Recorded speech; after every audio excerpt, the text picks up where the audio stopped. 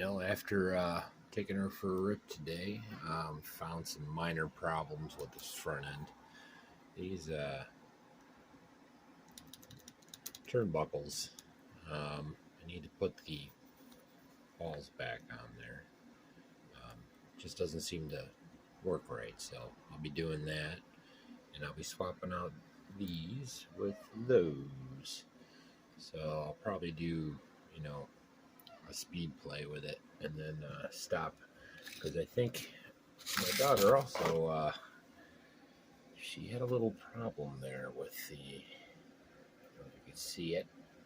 It's marred up pretty good, so I'm going to need a new diff for that. It seems to be in there okay, so I'll probably get by for a bit, but that's something I'm going to have to change. Because of that, I put set screws in. I'll be back when we'll see where it goes from there. I'll probably just fast forward through the assembly part, you know. So pretty much you just take off the screw here, pull the pin out like we did prior, take that one part out, and then throw those in. Should be quick. Piece of cake, all right?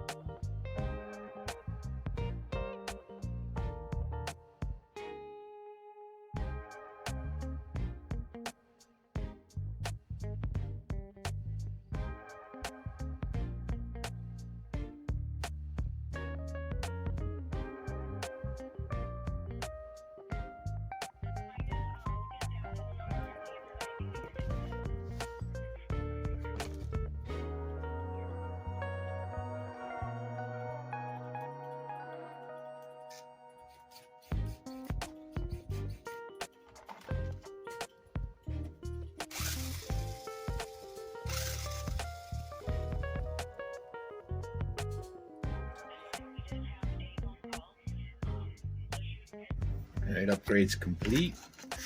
We got put the old plastic parts on and upgraded the aluminum hubs.